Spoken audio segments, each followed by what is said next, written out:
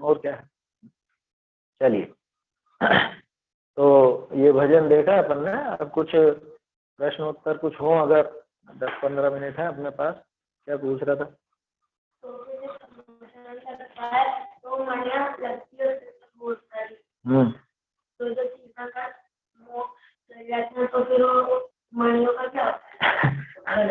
तीर्थंकर चले जाते हैं तो मणियों का क्या होता है? सब वो विक्रिया से बने हुए हैं। तीर्थंकर गए, समोसरण भी गया, सब गायब। जैसे तीर्थंकरों के नाखून और केश है ना, वो गायब हो जाते हैं, हवा में घुल जाते हैं, उड़ जाते हैं। क्या हाँ, उल्टा बोल गया मैं। नाखून और केश तो बचते हैं और बाकी का शरीर बिल्कुल कपूर की भांति उड़ जाता है। उसी तरह से ये जो समोसरण है, ये भी देव की विक्रिया थी, पृथक विक्रिया कहलाती है। तो वो देव अपनी विक्रिया से बनाते हैं। तो तीर्थंकर के जाने के बाद छोड़ो तो विहार के समय गायब हो जाता है। जब विहार होता है, विहार के समय ही पूरा समोसरण बिगड़ जाता है ना। ये अपन पढ़ेंगे समोसरण के आखिर में आएगा प्रकरण विहार का, कैसा होता है भगवान का विहार।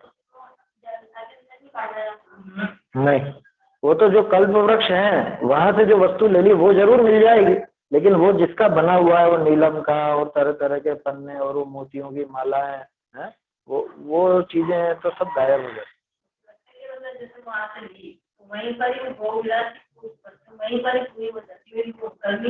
नहीं नहीं, ऐसा नहीं। कल्प वृक्ष है ना वहाँ पे, कल्प वृक्षों की जैसी व्यवस्था है वैसी व्यवस्था रहती है। ऐसा जादूगर का नकली आम थोड़ी ना कि खा नहीं सकोगे। वो तो सब वहाँ पे असली होता है। आया समझ में? माने है पूरा विक्रिया का, लेकिन विक्रिया का जब कल्प वृक्ष वगैरह है, कल्प वृक्षों से जो वस्तु मिलती है वो वस्तु तो मिल ही जाती है उसमें क्या है। और वो कोई मुख्य विषय नहीं है क्या, क्योंकि जो जीव वहाँ समोसरण जा रहा है वो अगर उनसे कुछ लेकर आ भी गया तो उसने तो खुद का नुकसान ही किया, क्योंकि वहां तो उसको रत्नत्रय की प्राप्ति होने वाली थी। उसे छोड़कर वो इन मूर्खताओं में लग गया। क्या? वो हीरा मोती और वो तरह तरह की चीजें वो मांगने लग गया, या वो उन्हीं चीजों में संतुष्ट होकर रह गया, तो उसने तो खुद का नुकसान किया।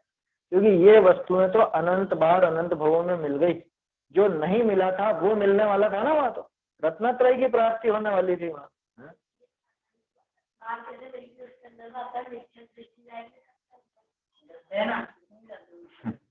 वो बात करेंगे बाद में। अनंत बार वो चीजें क्यों पहले नहीं मिली क्या? रुपया पैसा पहले नहीं मिला क्या? हीरे मोती नहीं मिले क्या पहले? बस उसी की तो बात कर। तो ऐसा है, वो समोसरण तो बिगड़ जाता है। समोसरण की विशेषता है ये, वहां पे वो सब मिल जाता है उनको। 9 निधियां वगैरह है कि नहीं? जैसे कल है ना चर्चा हुई थी ना, अरहंत परमेष्ठी और सिद्ध परमेष्ठी की भी प्रतिमा होती है। श्रीवत्स होता है तीर्थंकर भगवान के में। अरहंत सिद्ध परमेष्ठी में श्रीवत्स नहीं था, ये कल बात आई थी ना। पर है ना सिद्ध परमेष्ठी तो निराकार होते हैं, तो वो तो बिल्कुल है ना तीर्थंकर भगवान की तरह ही प्रतिमा थी ना वो तो पूरी। हाँ, वो लिखा था प्रतिमा सिद्ध ऐसी रहेगी, परमेष्ठी। अरहंत प्रतिमा जैसी ही सिद्ध प्रतिमा रहेगी। वो जो आप सोच रहे हो, मैं समझ गया आपका प्रश्न। बहुत से स्थान पर वो खाली आकार बना दिया जाता है ना। ये चर्चा हालांकि पहले हुई है अपनी, एक बार शायद 1 या 2 बार हुई होगी। वो प्रतिमा उचित नहीं है, वो खाली आकार है। वो तो भाई आत्मा का जो आकार है वो कैसा है? किंचित न्यून पुरुषाकार ही तो है ना, तो पुरुषाकार ही बनेगी। सिद्धों की प्रतिमा भी ऐसी होती है ठोस, तो ऐसी नहीं होती कि चारों तरफ तो धातु का वो दरवाजे जैसा बना दिया और बीचों बीच सिद्ध वो खाली जगह वो सिद्ध प्रतिमा हो। ऐसा नहीं हो, वो उचित नहीं है, किसी भी दृष्टि से उचित नहीं है ना। वो शास्त्रोक्त नहीं है, लेकिन अब चल पड़ी, क्या करो। 200-300 साल में बहुत जगह पे, 200-300 साल भी क्या, ये अभी 100-200-100-150 साल के अंदर ही चली होगी। क्योंकि सिद्धों की प्रतिमा इतनी पुरानी कहाँ मिलती है। उन पर आप संवत देखोगे तो नहीं है ज्यादा पुरानी, और वो खाली खांचा दे दिया, खांचे जैसा आकार बना दिया, तो उनको वो कहने लगे। पुरानी कैसे नहीं मिलती? सिद्ध प्रतिमा मिलती है ठोस है, पुराने और जगह पे भी मिलेगी आपको सिद्ध प्रतिमा नाम से। जो कितनी पुरानी है? क्या 1000 साल पुरानी है क्या वो? तो मैं कह रहा हूँ जब 200-300 साल पुरानी, ज्यादा से ज्यादा ये चलन अभी चला और चल पड़ा, और लोगों को भी यूं लगने लग गया, जो आपने तर्क दिया ना कि वो तो निराकार होता है, तो निराकार बना दिया है। भाई आकार तो जो अरहंत दशा में था वो तो वही आकार तो रहने वाला है। तो जो अरहंत की प्रतिमा है वो ही प्रतिमा इनकी बनी। शास्त्र में वो श्रीवत्स चिन्ह का आता है चर्चा ग्रंथ। श्रीवत्स चिन्ह नहीं होता और इनके होता, अरहंतों के होता है, सिद्धों के नहीं होता। बस बाकी प्रतिमा तो वैसी बनेगी, पांचों परमेष्ठी की वैसी बनेगी। भाई खाली क्या है? खाली क्या है? खाली तो लिफाफे जैसा खाली हो गया, आगे पीछे का आकार कहाँ है उसमें? आगे पीछे का कहाँ आकार है? वो मान लो आपने जो धातु का वो है जो भी, तो वो तो इतना ही है ना, 1 सेंटीमीटर मान लो। तो वो आगे पीछे क्या है? जबकि आकार तो ऐसा अब अपने जैसे मान लीजिए सिर है, तो सिर पूरा आगे से पीछे तक गोल आकार होगा ना आत्मा का भी। आत्म प्रदेश भी तो ऐसे होंगे, ऐसे चपटे थोड़े ना होंगे जो धातु में दिख रहे होंगे। वहां तो धातु में जो आकार नजर आ रहा है वो तो एकदम चपटा है, ऐसा है क्या? तो वो पूरी अरहंत प्रतिमा जैसी ही प्रतिमा बनती है और उसमें बस वो श्रीवत्स का चिन्ह नहीं होता, सिद्धों की प्रतिमा, ऐसा समझना चाहिए। क्या क्यों पता नहीं लगा? पढ़ो तो पता चले। लेकिन मंदिर में ग्रंथों में तो है ऐसे करके, मंदिर में तो ऐसे करके वो बीच में जगह खाली और किनारी किनारी पे ऐसे वो धातु लगी हुई है, ऐसे प्रतिमा देखी है। वही तो कह रहा हूँ मैं, वही तो कह रहा हूँ। ये चल पड़ी 200-250 साल से, 200-300 साल से चल पड़ी, वो उचित नहीं है। वो कैसे लगे, कैसे प्रयोग कैसे होगी? सोचो, सिद्धों का आकार ऐसे चपटे में है क्या? क्योंकि खाली जगह का चलो मान भी लोगे, तो खाली जगह वो तो चपटी चपटी है। जैसे 1 सेंटीमीटर मोटा वो धातु है, तो 1 सेंटीमीटर जितना वैसा ऊपर से नीचे तक का आकार रहा, जबकि ऐसा थोड़े ना आकार हो। अभी मैं हूं या आप, कोई भी है, कोई भी मनुष्य है, तो उसके आत्मा का आकार क्या रहेगा? ऐसा ऐसा चपटा थोड़े ना रहेगा। मुंह है तो मुंह में ऐसा ऐसा ही गोलाकार होगा। नाक, कान, आंख जैसी जो बनावट है उस जगह आत्म प्रदेश है, तो वैसे ही प्रदेश बने हुए आत्म प्रदेश। तो आकार तो बिल्कुल ठोस वैसा ही बनेगा, है ना। उसमें ऐसा नहीं समझना कि सिद्ध भगवान तो अशरीरी होते हैं, तो ये किसने कह दिया कि उस शरीर का आकार बनाया जाए? हाँ, उनके नाखून वाखून मत बना, नाखून नहीं रहेंगे उसमें। अरहंत प्रतिमा में तो नाखून भी दिखेंगे, बाल भी दिखेंगे। सिद्धों की प्रतिमा में बाल और नाखून का काम नहीं होगा, ये अपन समझते हैं, है ना। उनके भौहें नहीं होंगी, उनके नाखून बाल नहीं होंगे, जो जो भी मतलब इन्हें समझ लो, जहां जहां आत्म प्रदेश है उतना आकार उनका बने, है ना। तो वो प्रतिमा सिद्धांत तया उचित नहीं है। वो चल पड़ी हैं 200-300 साल से, तो लोग बाग वैसा ही पूजने लगे, वैसा ही मानने लग गए, लेकिन वो उचित नहीं। चर्चा ग्रंथों में तो ऐसा आता है, बोल ये बात।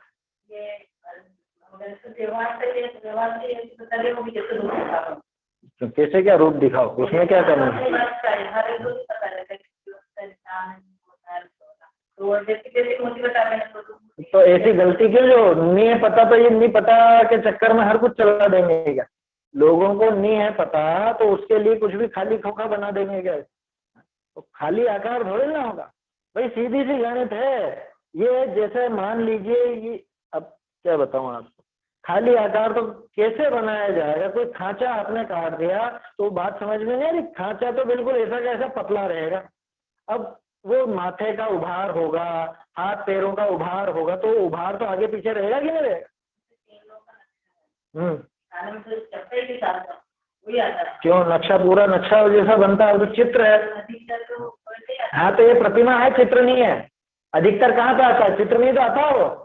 तो चित्र तो फ्लैट ही बनेगा, उसमें क्या अनंत का होगी, सिद्ध का होगी, भगवान का ये अपने कुंद आचार्य का फोटो लगा, तो इसमें पीछे का आकार थोड़े ना आ रहा, ये तो चित्र है। वहां तो प्रतिमा है ना, अपन बात प्रतिमा की कर रहे हैं, चित्र की थोड़े ना कर रहे हैं। चित्र तो कागज पे ही बनाया जाएगा, प्रतिमा थोड़े ना कर। प्रतिमा में तो पूरा आगे पीछे ऊपर नीचे सब होता है, लंबाई भी होती है, चौड़ाई भी होती है, मोटाई भी होती है। कागज में चित्र बना रहे हो तो और बात है, चित्र में तो बना दो खाली खाली जगह, क्योंकि वो दिख नहीं रहा। हाँ, चित्र में थोड़ी ना नजर आएगा। तो प्रतिमा है, प्रतिमा तो आगे पीछे दाएं बाएं सब तरफ से देखो तो अलग अलग उसका डायमेंशन नजर आएगा। सिद्धों के क्या आएगा फिर? जब खाली खांचा कर दिया तो सिद्धों का क्या नजर आता है?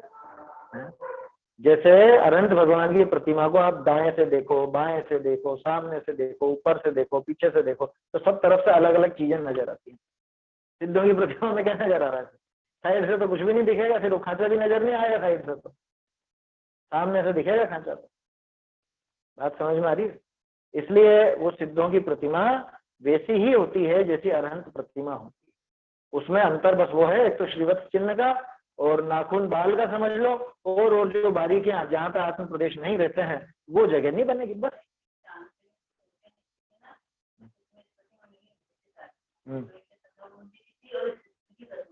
फिर ठोस निकली कि नहीं निकली?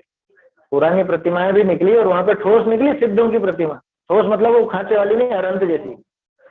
फिर स्फटिक की प्रतिमा निकली। तो ऐसी कोई विशेष बात नहीं है, पुराने बहुत से स्थान है जहाँ पे सिद्धों की प्रतिमाएं भी है ना। स्फटिक वो श्रीवत्स चिन्ह के बिना बहुत सारी प्रतिमाएं मिलती हैं, वो सिद्धों की प्रतिमा समझ, ऐसी विशेष बात। कल है ना हमारी चर्चा हो रही थी तो किसी ने पूछा कि गणधर वलयन स्त्रोत क्या होता है, क्योंकि मैंने भी पहली बार सुना था तो इसलिए मुझे आता ही नहीं। क्या मतलब एक नई चीज सुनने में आई है, गणधर वलय स्त्रोत विधान। गणधर वलय स्तोत्र विधान है। गणधर वलय स्तोत्र के लिए वलय बोलते हैं गोले को, गोले को चक्र भी कहते हैं। तो जैसे सिद्ध चक्र, ऐसे गणधर वलय माने गणधरों का समूह। तो जितने भी गणधर हैं माने 2400 तीर्थंकर के जो भी गणधर हैं उन सबका स्तवन है उसमें। तो वो गणधर वलय स्तोत्र भी कहलाता है, और उसका कोई विधान भी बन गया हो तो गणधर वलय विधान, गणधर वलय स्तोत्र विधान। 24 थोड़े ना, गणधर तो बहुत सारा। हाँ, उन सब गणधरों के उसमें नाम है और उनका वर्णन है, उनका स्तवन है।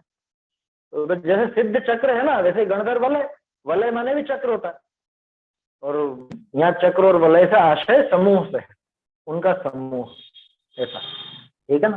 देखो समय तो हो गया, एक बात और कर लेते हैं। अब आज एक है दशमी है, आज दशमी, और बहुत से लोग वो आज सुहाग दशमी मनाते हैं अपने यहाँ। क्या वैसे तो ग्रहित मिथ्यात्व के प्रकरण की मैं चर्चा कर ली थी अपन ने। आपके यहाँ चलता है कि नहीं चलता? नहीं चलता? अच्छा, आपके उधर नहीं चलता, चलो अच्छा, बीमारियां कम है वहाँ। हमारे इधर बहुत चलती है सब चीज। वो जैसे अन्य मत में करवा चौथ होती है, उसी का ये जैन रूपांतर है। समझ में आ रही बात? जैन रूपांतर है। सुहाग दशमी मनाएंगे आज, और फिर क्या क्या करते हैं? अच्छा, उपवास करते हैं, बस वो का वही सिस्टम है। वहां पे भी वो व्रत करते हैं, उनके यहाँ वो व्रत खोलते हैं रात में। यहाँ भी ये उपवास करेंगी औरतें।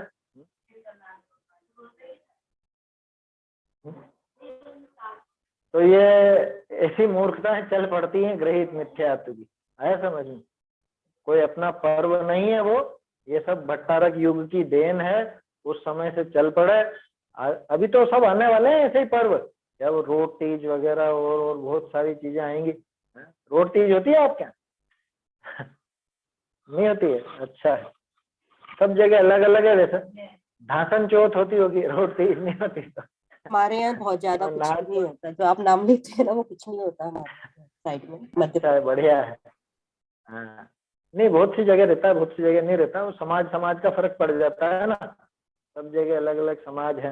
अब साउथ में जाओगे वहाँ अलग तरह के मिलेंगे, नागपुर की तरफ अलग तरह के, मुंबई की तरफ अलग तरह के।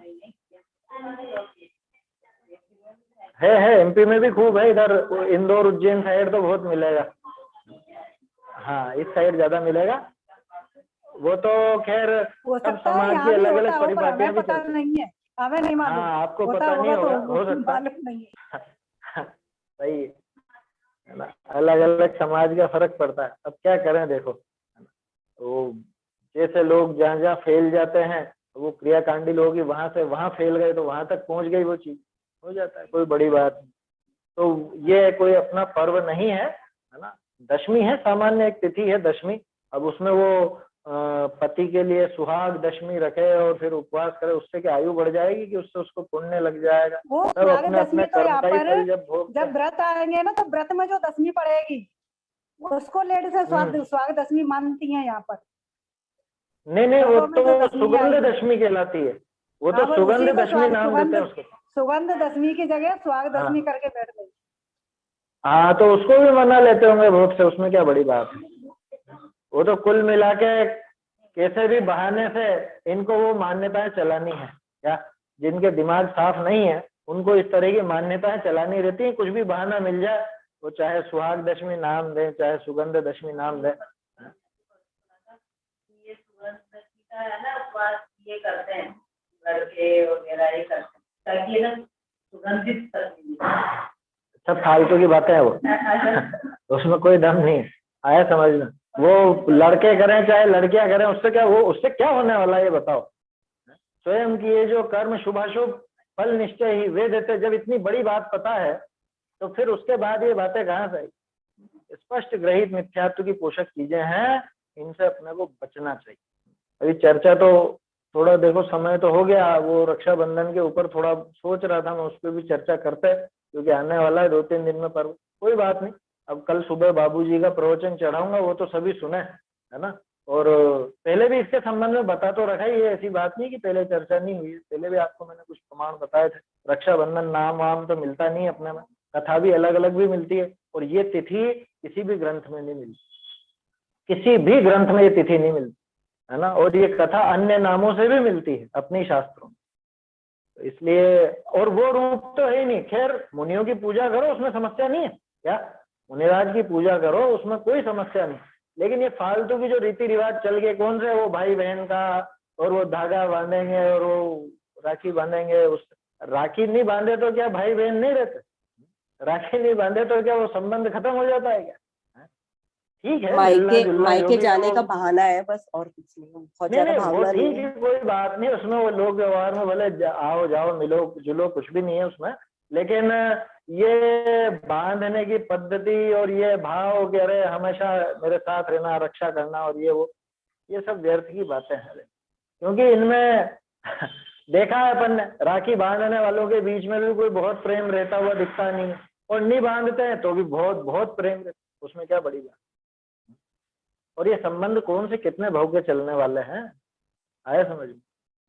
सबसे बड़ी समस्या क्या है उस राखी तागे में? आप कह सकते हो कि लोग व्यवहार की वजह से मना लो साहब, उसमें क्या मिथ्यात्व की बात है। उसमें सबसे बड़ी समस्या ये है कि वो जो मुनिराजों पर उपसर्ग हुआ था, उसकी सोच तो गायब ही हो जाती। ये राखी तागा जो भी है, इस चक्कर में वो मुनिराज के प्रति तो भाव ही नहीं बनते। तो सुबह सुबह पूजा कर ली, बस होगी छुट्टी, अब दिन भर मिठाइयाँ खाओ, खूब खाओ। अभी बहानेबाज लोग भी हैं यार, जिनको मिठाई खाने का बहाना चाहिए, तो अरे उपसर्ग दूर हुआ, इस खुशी में खा रहे हैं ना। तो इसका जवाब तो आपको उसमें मिलेगा। बाबूजी का प्रवचन सुनिएगा, पहले भी सुना होगा आप लोगों ने, वो सुनिएगा ढंग से, उसमें स्पष्ट करेंगे कि वहां लोगों को मिठाई उतरी थी क्या हुआ होगा, सोचो तो सही है। उनको मिठाई सूझी होगी उस दिन, क्यों मुनिराज की भैया वृत्ति सूझी होगी। खैर वो सब लंबा समय चाहिए उसके लिए, विषय पर चर्चा करने के लिए। अभी तो समय हो गया है अपना, बीच में मौका लगेगा तब देखेंगे। बाकी कल सुबह बाबूजी का प्रवचन इस पर YouTube पर चढ़ा दूंगा मैं, उस पर आप लोग सब सुन सकते हैं, ग्रुप पर भी भेज दूंगा उसको। चलिए अभी समाप्त करते हैं। चैतन्य का स्मरण प्रतिक्षण ही करो रे, भव के अनंत दुख को क्षण में हरो रे, अक्षय अनंत निज सौख्य निधान पाओ, गाओ अरे नित इसी के गीत गाओ।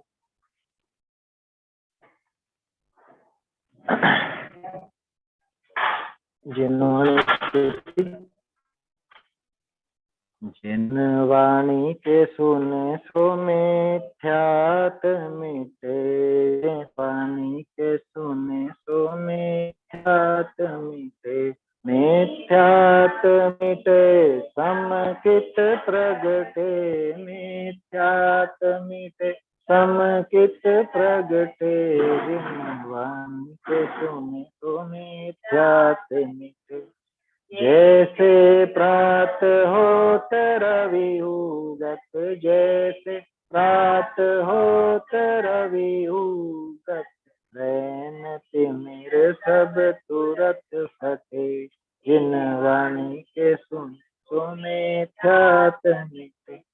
अनादि काल की भूल मिटावे, अनादि काल की भूल मिटावे, अपनी निधि घट में उघटे, त्याग विभाव स्वभाव सुधारे, त्याग विभाव स्वभाव सुधारे, अनुभव करता कर्म कटे, जिन वाणी के सुन सो मिथ्या तनिते, और काम तज सेवहु या को, और काम तज सेवहु या को, या बिन नहीं अज्ञान घटे।